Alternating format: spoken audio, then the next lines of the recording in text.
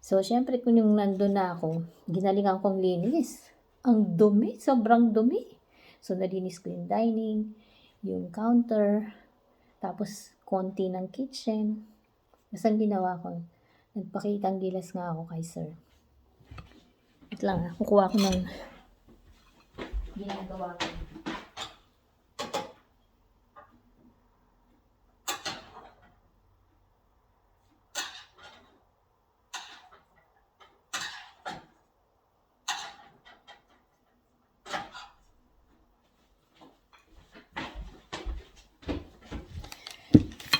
So, yung hallway, papunta dun sa basement. Nilinis ko yun. Ang dumi-dumi kasi, as in, nandilimahid. Pinag-iis-is ko, pati yung mga CR dun sa dining area. Nilinis ko siya, pinaliguan ko. Kaya, narinig ko yung mga crew, nagko-comment sila, na, sabi, ewan ko kung ako yung kino-comment, pero ito yung pagkaintindi ko. She's good, but she's slow. Parang ganun. Parang magaling. Kasi akala nila, nakaalis na ako. Kaya lang bumalik ako, may kinuha ako. Parang yun yung narinig ko. Na sinabi ng isang, crew doon. Puro lalaki yung mga crew eh. Pero meron din babae, pero hindi ko sila nakikita. Panghapon o panggabi yata yun. Tapos, yun nga, ginawa ko, nilinis ko yung hallway ng boss ko. Kasi doon, ang dumi, pati mga switches ng light, yung pintuan, yung doorknob. Pinaputi ko yun lahat, parang magic. Kahit nga ako nagulat, wow, ang ganda pala nitong Dairy Queen pag nalinis, parang bago. Kahit yung CR, gumanda. Parang CR na ng hotel. Tapos, itong boss ko, since Monday, kinakausap ako palagi. Tapos sinabi niya, gusto niya daw mag-asawa ng Pilipina. Ganyan. Oh, di ka ganun-ganun lang ako. Pagkatapos, parang nagpaparamdam na siya. Tapos kahapon,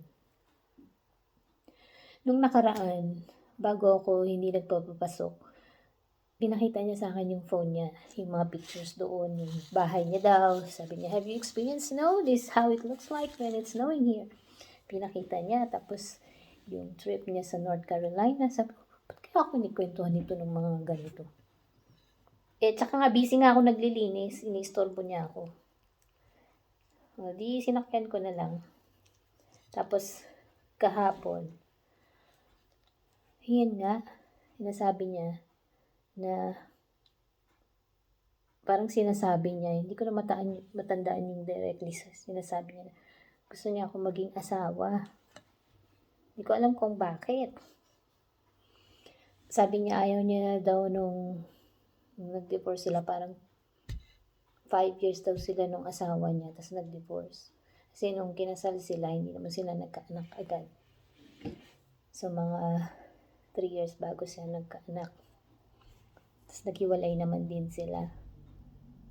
Ayun, sabi niya sa akin, kung ayaw niya daw mga puti, kasi mga puti, hindi daw sila yung tipo ng mga babaeng mag-aalaga sa'yo. Gusto nila yung ikaw lang yung bigay ng bigay. Parang ganun yung sabi niya. Sabi niya, kung ganun lang din daw, mas mabuti daw, single na lang siya. Kaya siguro single siya for 15 years. Ewan ko, hindi ko naman natanong kung meron siya ng mga naging girlfriend.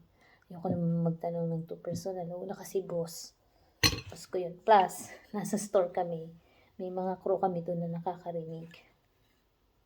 Kaya ayokong masyadong, alam mo yun, limited lang yung gusto kong pag-usapan. Tapos kanina, dumating siya. Hindi ko napansin kasi naglinis akong bintana.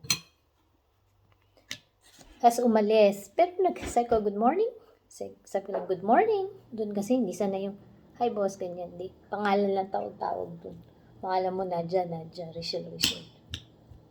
Siya yung mahilig tumawag sa akin, alam tinatawag, Suzette.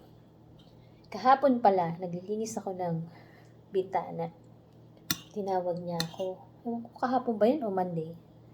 Tapos, ilang beses na yun bumalik siya, usap kami. Tapos umalis na naman. Tapos, tinawag niya ako. Pinapunta niya ako dun sa may divider ng dining at saka ng counter. area. Tuloy ko ha.